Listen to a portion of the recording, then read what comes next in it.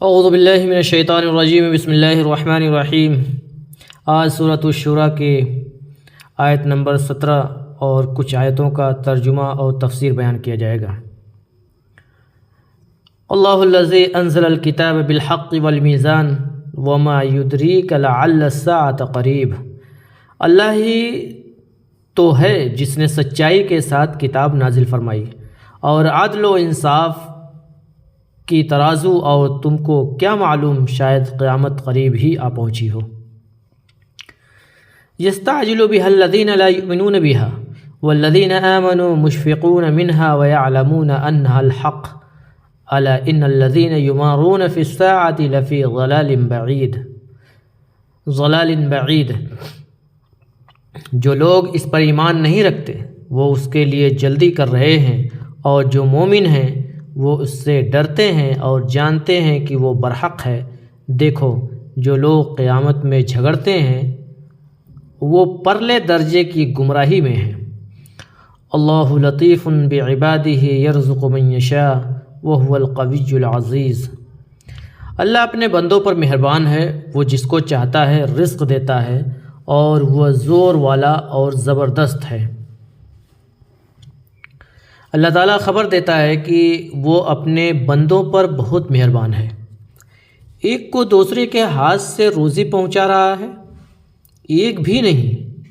جسے اللہ بھول جائے نیک بد ہر ایک اس کے یہاں کا وظیفہ خوار ہے۔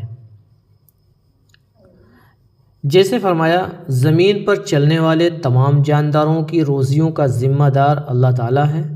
وہ ہر ایک کے رہنے سہنے کی جگہ کو بخوبی جانتا ہے، اور سب کچھ لوح محفوظ میں لکھا ہوا بھی ہے۔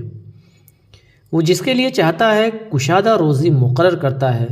وہ طاقتور غالب ہے جسے کوئی چیز عاجز نہیں کر سکتی۔ پھر فرماتا ہے جو آخرت کے اعمال کی طرف توجہ کرتا ہے ہم خود اس کی مدد کرتے ہیں، اسے قوت طاقت دیتے ہیں، اس کی نیکیاں بڑھاتے رہتے ہیں، کسی نیکی کو 10 گنی کر دیتے ہیں، کسی کو 7 گنا، کسی کو اس سے بھی زیادہ۔ الغرض آخرت کی چاہت جس دل میں ہوتی ہے اس شخص کو نیک اعمال کی توفیق اللہ کی طرف سے عطا فرمائی جاتی ہے، اور جس کی تمام کوشش دنیا حاصل کرنے کے لیے ہوتی ہے، آخرت کی طرف اس کی توجہ نہیں ہوتی تو وہ دونوں جہان سے محروم رہتا ہے۔ دنیا کا ملنا اللہ کے ارادے پر موقوف ہے۔ ممکن ہے وہ ہزاروں جتن کر لے اور دنیا سے بھی محروم رہ جائے۔ دوسری آیت میں اس مضمون کو مقید بیان کیا گیا ہے۔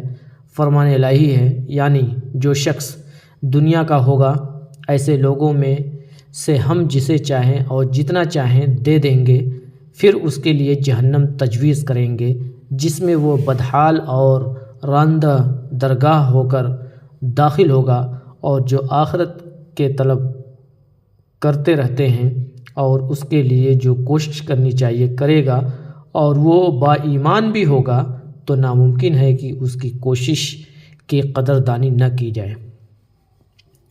دنیاوی بخشش و عطا تو عام ہے، اس سے ہم ان سب کی امداد کیا کرتے ہیں، اور تیرے رب کی یہ دنیاوی عطا کسی پر پسند نہیں۔ خود دیکھ لو کہ ہم نے ایک کو دوسرے پر کس طرح فوقیت دے رکھی ہے۔ یقین مان لو کہ درجوں کے اعتبار سے بھی اور فضیلت کی حیثیت سے بھی آخرت بہت بڑی ہے۔ حضور اکرم صلی اللہ علیہ وسلم کا فرمان ہے کہ اس امت کو برتری اور بلندی کی نصرت اور سلطنت کی خوشخبری ہو۔ ان میں سے جو شخص دینی عمل دنیا کے لیے کرے گا اسے آخرت میں کوئی حصہ نہ ملے گا۔ پھر فرمایا کہ یہ مشرکین دین اللہ کی تو پیروی کرتے نہیں، بلکہ جن شیاطین اور انسانوں کو انہوں نے اپنا بڑا سمجھ رکھا ہے۔ یہ جو احکام انہیں بتاتے ہیں انہیں احکام کے مجموعے کو دین سمجھتے ہیں۔ حلال و حرام کا تعین اپنے ان بڑوں کے کہنے پر کرتے ہیں، انہی کے ایجاد کردہ عبادات کے طریقے استعمال کر رہے ہیں۔ اسی طرح مال کے احکام بھی از خود تراشیدہ ہیں جنہیں شرعی سمجھ بیٹھے ہیں۔ جاہلیت میں بعض جانوروں کو انہوں نے از خود حرام کر لیا تھا، مثلا وہ جانور جس کا کان چیر کر اپنے معبودان باطل کے نام پر چھوڑ دیتے تھے اور داغ دے کر سان چھوڑ دیتے تھے، اور مادہ بچے کو حمل کی صورت میں ہی ان کے نام کر دیتے تھے۔ جس اونٹ سے 10 بچے حاصل کر لیں اسے ان کے نام چھوڑ دیتے تھے، پھر انہیں ان کی تعظیم کے خیال سے اپنے اوپر حرام سمجھتے تھے، اور بعض چیزوں کو حلال کر لیا تھا جیسے مردار، خون اور جوا۔ صحیح حدیث میں حضور اکرم صلی اللہ علیہ وسلم فرماتے ہیں، میں نے عمرو بن لحی بن قمعہ کو دیکھا کہ وہ جہنم میں اپنی آنتیں گھسیٹ رہا تھا۔ یہی وہ شخص ہے جس نے سب سے پہلے غیر اللہ کے نام پر جانوروں کا چھوڑنا بتایا۔ یہ شخص خزاعہ کے بادشاہوں میں سے ایک تھا، اسی نے سب سے پہلے ان کاموں کی ایجاد کی تھی۔ جو جاہلیت کے کام عربوں میں مروج تھے، اسی نے قریشیوں کو بت پرستی میں ڈال دیا۔ اللہ اس پر اپنی پھٹکار نازل فرماتا ہے کہ اگر میری یہ بات پہلے سے میرے یہاں طے شدہ نہ ہوتی کہ میں گناہگاروں کو قیامت کے آنے تک ڈھیل دوں گا تو میں آج ہی ان کفار کو اپنے عذاب میں جکڑ لیتا۔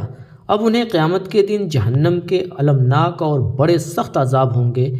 میدان قیامت میں تم دیکھو گے کہ یہ ظالم لوگ اپنے کرتوتوں سے لرزاں و ترساں ہوں گے، مارے خوف کے، مارے ڈر کے تھرا رہے ہوں گے، کانپ رہے ہوں گے، لیکن آج کوئی چیز نہ ہوگی جو انہیں بچا سکے۔ آج تو یہ اعمال کا مزہ چکھ کر ہی رہیں گے۔ ان کے بالکل برعکس ایماندار نیکوکار لوگوں کا حال ہوگا کہ وہ امن چین سے جنتوں کے باغات میں مزے کر رہے ہوں گے۔ ان کی ذلت و رسوائی، ڈر، خوف، ان کی عزت بڑائی، امن چین کا خیال کر لو۔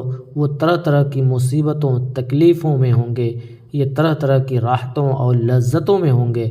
عمدہ بہترین غذائیں، بہترین لباس، مکانات، بہترین بیویاں اور بہترین ساز و سامان انہیں ملے ہوئے ہوں گے، جن کا دیکھنا سننا تو کہاں کسی انسان کے ذہن اور تصور میں بھی یہ چیزیں نہیں آ سکتی۔ حضرت ابو طیبہ رحمۃ اللہ علیہ فرماتے ہیں، جنتیوں کے سروں پر ابر آئے گا اور انہیں ندا ہوگی کہ بتاؤ کس چیز کی بارش چاہتے ہو۔ پس جو لوگ جس چیز کی بارش چاہیں گے وہی چیز ان پر اس بادل سے برسے گی، یہاں تک کہ کہیں گے ہم پر ابھرے ہوئے سینے والی ہم عمر عورتیں برسائی جائیں، چنانچہ وہی برسیں گی۔ اسی لیے فرمایا کہ فضل کبیر یعنی زبردست کامیابی کامل نعمت یہی ہے۔ من کان یرید حرث الآخرۃ نزد له فی حرثہ ومن کان یرید حرث الدنیا نؤتیہ منہا وما لہ فی الآخرۃ من نصیب۔ جو شخص آخرت کی کھیتی کا طالب ہو اس کے لیے ہم اس کی کھیتی میں افزائش کریں گے، اور جو دنیا کی کھیتی کا خواستگار ہو اس کو ہم اس میں سے دے دیں گے اور اس کا آخرت میں کچھ حصہ نہ ہوگا۔ ام لہم شرکاء شرعوا لہم من الدین ما لم یأذن بہ اللہ ولولا کلمۃ الفصل لقضی بینہم وان الظالمین لہم عذاب علیم۔ کیا ان کے وہ شریک ہیں جنہوں نے ان کے لیے ایسا دین مقرر کیا ہے جس کا اللہ نے حکم نہیں دیا، اور اگر فیصلے کے دن کا وعدہ نہ ہوتا تو ان میں فیصلے کر دیا جاتا، اور جو ظالم ہیں ان کے لیے درد دینے والا عذاب ہے۔ تری الظالمین مشفقین مما کسبوا وهو واقع بهم والذین آمنوا وعملوا الصالحات فی روضات الجنات لہم ما یشاؤون عند ربهم ذلک هو الفضل الکبیر۔ تم دیکھو گے کہ ظالم اپنے اعمال کے وبال سے ڈر رہے ہوں گے اور وہ ان پر پڑھ کر رہے گا، اور جو لوگ ایمان لائے اور نیک عمل کرتے رہے وہ بہشت کے باغوں میں ہوں گے۔ وہ جو کچھ چاہیں گے ان کے پروردگار کے پاس سے موجود ہوگا، یہی بڑا فضل ہے۔ ذالک الذی یبشر اللہ عبادہ الذین آمنوا وعملوا الصالحات قل لا اسألکم علیہ اجرا الا المودہ فی القربى ومن یقترف حسنۃ نزد له فیہا حسنا ان اللہ غفور شکور۔ وہی وہ انعام ہے جس کے اللہ اپنے ان بندوں کو جو ایمان لاتے اور عمل نیک کرتے ہیں بشارت دیتا ہے۔ کہہ دو کہ میں اس کا تم سے صلہ نہیں مانگتا مگر تم کو قرابت کی محبت تو چاہیے، اور جو کوئی نیکی کرے گا ہم اس کے لیے اس میں ثواب بڑھائیں گے، بے شک اللہ بخشنے والا قدرداں ہے۔ اوپر کی آیتوں میں جنت کی نعمتوں کا ذکر کر کے بیان فرما رہا ہے کہ ایماندار نیککار بندوں کو اس کی بشارت ہو۔ پھر اپنے نبی صلی اللہ علیہ وسلم سے فرماتا ہے کہ قریش کے مشرکین سے کہہ دو کہ اس تبلیغ پر اور اس تمہاری خیر خواہی پر میں تم سے کچھ طلب تو نہیں کر رہا، تمہاری بھلائی تو ایک طرف رہی، تم اگر اپنی برائی سے ہی ٹل جاؤ اور مجھے رب کی رسالت پہنچانے دو اور قرابت داری کے رشتے کو سامنے رکھ کر میری ایذا رسانی سے ہی رک جاؤ تو یہی بہت ہے۔ صحیح بخاری میں ہے کہ حضرت ابن عباس رضی اللہ تعالیٰ عنہ سے اس آیت کی تفسیر دریافت کی گئی تو حضرت سعید بن جبیر رحمۃ اللہ علیہ نے کہا، اس سے مراد قرابت آل محمد صلی اللہ علیہ وسلم ہے۔ یہ سن کر آپ صلی اللہ علیہ وسلم نے فرمایا، تم نے عجلت سے کام لیا۔ سنو، قریش کے جس قدر قبیلے تھے سب کے ساتھ حضور صلی اللہ علیہ وسلم کی رشتہ داری تھی، تو مطلب یہی ہے کہ تم اس رشتہ داری کا لحاظ رکھو جو مجھ میں اور تم میں ہے۔ حضرت مجاہد، حضرت اکرمہ، حضرت قتادہ، حضرت صدی، حضرت ابو مالک، حضرت عبد الرحمن وغیرہ بھی اس آیت کی یہی تفسیر کرتے ہیں۔ مسند احمد میں ہے، حضور صلی اللہ علیہ وسلم نے فرمایا کہ میں نے تمہیں جو دلیلیں دی ہیں، جس ہدایت کا راستہ بتایا ہے، اس پر کوئی اجر تم سے نہیں چاہتا سوائے اس کے کہ تم اللہ کو چاہنے لگو اور اس کی اطاعت کی وجہ سے اسے قرب اور نزدیکی حاصل کر لو۔ حضرت حسن بصری سے بھی یہی تفسیر منقول ہے، تو یہ دوسرا قول ہوا۔ پہلا قول حضور صلی اللہ علیہ وسلم کا اپنی رشتہ داری کو یاد دلانا۔ تیسرا قول جو حضرت سعید بن جبیر کی روایت سے گزرا کہ تم میری قرابت کے ساتھ احسان اور نیکی کرو۔ جب حضرت علی بن حسین کو قید کر کے لایا گیا اور دمشق کے بالا خانے میں رکھا گیا تو ایک شامی نے کہا، اللہ کا شکر ہے کہ اس نے تمہیں قتل کرایا اور تمہارا ناس کرا دیا اور فتنہ کی ترقی کو روک دیا۔ یہ سن کر آپ نے فرمایا، کیا تو نے قرآن بھی پڑھا ہے؟ اس نے کہا، کیوں نہیں؟ فرمایا، اس میں حام میم والی صورتیں بھی پڑھی ہیں؟ اس نے کہا، واہ، سارا قرآن پڑھ لیا اور حام میم والی صورتیں نہیں پڑھی؟ آپ نے فرمایا، پھر کیا ان میں اس آیت کی تلاوت تو نے نہیں کی؟ یعنی میں تم سے کوئی اجر طلب نہیں کرتا مگر محبت قرابت کی۔ اس نے کہا، پھر کیا تم وہ ہو؟ آپ نے فرمایا، ہاں۔ حضرت عمرو بن شعیب سے جب اس آیت کی تفسیر پوچھی گئی تو آپ نے فرمایا، مراد قرابت رسول صلی اللہ علیہ وسلم ہے۔ ابن جریر میں ہے کہ انصار نے اپنی خدمات اسلام گنوائیں گویا فخر کے طور پر۔ اس پر ابن عباس رضی اللہ تعالیٰ عنہ یا حضرت عباس رضی اللہ تعالیٰ عنہ نے فرمایا، ہم تم سے افضل ہیں۔ جب یہ خبر حضور صلی اللہ علیہ وسلم کو ملی تو آپ صلی اللہ علیہ وسلم ان کی مجلس میں آئے اور فرمایا، انصاریوں، کیا تم ذلت کی حالت میں نہ تھے؟ پھر اللہ تعالیٰ نے تمہیں میری وجہ سے عزت بخشی۔ انہوں نے کہا، بے شک آپ سچے ہیں۔ فرمایا، کیا تم گمراہ نہ تھے؟ پھر اللہ نے تمہیں میری وجہ سے ہدایت کی۔ انہوں نے کہا، ہاں بے شک آپ صلی اللہ علیہ وسلم نے سچ فرمایا۔ پھر آپ نے فرمایا، اب تم مجھے کیوں نہیں کہتے؟ انہوں نے کہا، کیا کہے؟ فرمایا، کیوں نہیں کہتے کہ کیا تیری قوم نے تجھے نکال نہیں دیا تھا؟ اس وقت ہم نے تجھے پناہ دی، کیا انہوں نے تجھے جھٹلایا نہ تھا؟ اس وقت ہم نے تیری تصدیق کی، کیا انہوں نے تجھے پست کرنا نہیں چاہا تھا؟ اس وقت ہم نے تیری مدد کی۔ اس طرح کی آپ نے اور بھی بہت سی باتیں کی، یہاں تک کہ انصار اپنے گھٹنوں پر جھک پڑے اور انہوں نے کہا، حضور صلی اللہ علیہ وسلم، ہماری اولاد اور جو کچھ ہمارے پاس ہے سب اللہ کا اور سب اس کے رسول کے ہیں۔ ابن ابی حاتم میں بھی اسی کے قریب ضعیف سند سے مروی ہے، بخاری و مسلم میں یہ حدیث ہے۔ اس میں ہے کہ یہ واقعہ حنین کی غنیمت کے تقسیم کے وقت پیش آیا تھا اور اس میں آیت کے اترنے کا ذکر بھی نہیں، اور اس آیت کو مدینے میں نازل شدہ ماننے میں بھی قدر تعمل ہے، اس لیے کہ یہ صورت مکی ہے۔ پھر جو واقعہ حدیث میں مذکور ہے، اس واقعہ میں اور اس آیت میں کچھ ایسی زیادہ ظاہر مناسبت بھی نہیں۔ ایک روایت میں ہے کہ لوگوں نے پوچھا، اس آیت سے کون لوگ مراد ہیں جن کی محبت رکھنے کا ہمیں حکم باری ہوا ہے؟ آپ نے فرمایا، حضرت فاطمہ اور ان کی اولاد رضی اللہ عنہم اجمعین۔ لیکن اس کی سند ضعیف ہے اور اس کا راوی مبہم ہے جو معروف نہیں۔ پھر اس کا استاد ایک شیعہ ہے جو بالکل ثقافت سے گرا ہوا ہے، اس کا نام حسین اصغر ہے۔ اس جیسی حدیث بھلا اس کی روایت سے کیسے مان لی جائے گی؟ پھر مدینے میں آیت نازل ہونا ہی مستعد ہے۔ حق یہ ہے کہ آیت مکی ہے اور مکہ شریف میں حضرت فاطمہ کا عقد ہی نہ ہوا تھا، اولاد کیسی؟ آپ کا عقد تو صرف حضرت علی کے ساتھ جنگ بدر کے بعد سن 2 ہجری میں ہوا۔ پس صحیح تفسیر اس کی وہی ہے جو ترجمان القرآن حضرت عبداللہ بن عباس نے کی ہے، جو بحوالہ بخاری پہلے گزر چکی ہے۔ ہم اہل بیت کے ساتھ خیرخواہی کرنے کے منکر نہیں ہیں، ہم مانتے ہیں کہ ان کے ساتھ احسان و سلوک اور ان کا اکرام و احترام ضروری چیز ہے۔ روئے زمین پر ان سے زیادہ پاک اور صاف ستھرا گھرانہ اور نہیں، حسب و نسب میں اور فخر و مباحات میں بلا شک یہ سب سے اعلیٰ ہیں۔ بالخصوص ان میں سے وہ جو متبع سنت نبی ہوں، جیسے کہ اسلاف کی روش تھی، یعنی حضرت عباس اور آل عباس کی، اور حضرت علی اور آل علی کی رضی اللہ عنہم اجمعین۔ رسول صلی اللہ علیہ وسلم نے اپنے خطبے میں فرمایا، میں تم میں 2 چیزیں چھوڑ رہا ہوں، کتاب اللہ اور میری عزت، اور یہ دونوں جدا نہ ہوں گے جب تک کہ حوض پر میرے پاس نہ آئیں۔ مسند احمد میں ہے کہ ایک مرتبہ حضرت عباد بن عبد الملک رضی اللہ عنہ نے رسول صلی اللہ علیہ وسلم سے شکایت کی کہ قریشی جب آپس میں ملتے ہیں تو بڑی خندہ پیشانی سے ملتے ہیں، لیکن ہم سے اس ہنسی خوشی کے ساتھ نہیں ملتے۔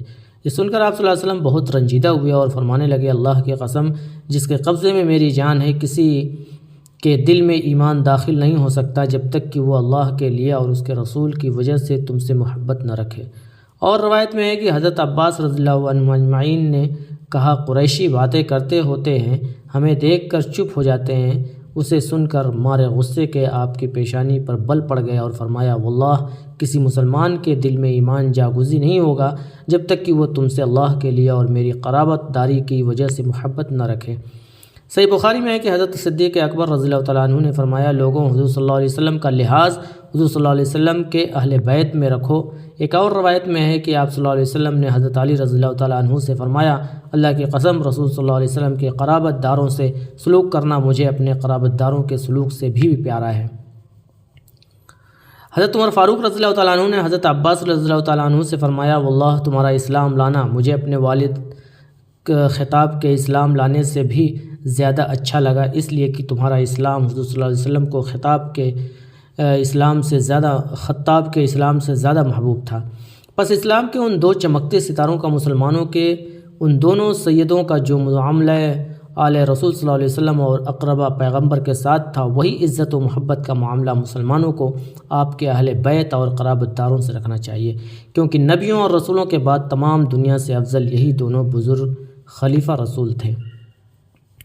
پس مسلمانوں کو ان کی پیروی کر کے حضور صلی اللہ علیہ وسلم کے اہل بیت اور کنبے قبیلے کے ساتھ جس عقیدت سے پیش آنا چاہیے، اللہ تعالیٰ ان دونوں خلیفہ سے، اہل بیت سے اور حضور صلی اللہ علیہ وسلم کے کل صحابہ سے خوش ہو جائے اور سب کو اپنی رضامندی میں لے لے۔ اس پر زید رضی اللہ تعالیٰ عنہ نے فرمایا، میرے بھتیجے سنو، میری عمر اب بڑی ہو گئی، حضور صلی اللہ علیہ وسلم کی رحلت کو عرصہ گزر چکا، بعض چیزیں ذہن میں محفوظ نہیں، اب تو یہی رکھو کہ جو از خود سنا دوں اسے مان لیا کرو، ورنہ مجھے تکلیف نہ دو کہ تکلیف سے بیان کرنا پڑے۔ پھر آپ نے فرمایا کہ مکہ اور مدینہ کے درمیان پانی کی جگہ کے پاس جسے خم کہا جاتا تھا، کھڑے ہو کر اللہ کے رسول صلی اللہ علیہ وسلم نے ہمیں ایک خطبہ سنایا، اللہ کی حمد و ثنا کی وعظ پند کیا، پھر فرمایا، لوگوں میں ایک انسان ہوں، کیا عجب کہ ابھی میرے پاس قاصد اللہ پہنچ جائے اور میں اس کی مان لوں۔ سنو، میں تم میں 2 چیزیں چھوڑ کر جا رہا ہوں، ایک تو کتاب اللہ جس میں نور و ہدایت ہے، تم اللہ کی کتاب کو مضبوط تھام لو اور اس کو مضبوطی سے تھامے رہو۔ ترمذی شریف میں حضور صلی اللہ علیہ وسلم نے فرمایا، میں تمہیں ایسی چیزیں چھوڑ جا رہا ہوں کہ اگر تم اسے مضبوط تھامے رہو تو بھاگو گے نہیں، ایک دوسری سے زیادہ عظمت والی ہے۔ کتابullah جو اللہ کی طرف سے ایک لٹکائی ہوئی رسی ہے جو آسمان سے زمین تک آئی ہے، اور دوسری چیز میری عزت میرے اہل بیت ہے، اور یہ دونوں جدا نہ ہوں گی یہاں تک کہ دونوں میرے پاس حوض کوثر پر آئیں۔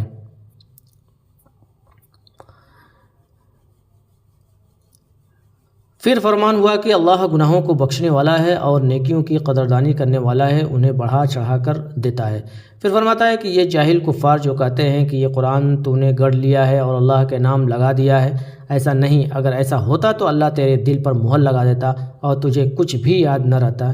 جیسے فرمان ہے، اگر یہ رسول ہمارے ذمے کچھ باتیں لگا دیتے تو ہم ان کا داہنا ہاتھ پکڑ کر ان کے دل کی رگ کاٹ ڈالتے اور تم میں سے کوئی انہیں اس سزا سے نہ بچا سکتا۔ یعنی یہ اگر ہمارے کلام میں کچھ بھی زیادتی کرتے تو ایسا انتقام لیتے کہ دنیا کی کوئی ہستی اسے نہ بچا سکتی۔ اس کے بعد کا جملہ اور آیت بلکہ یہ مبتدا ہے اور مبتدا ہونے کی وجہ سے مرفوع ہے۔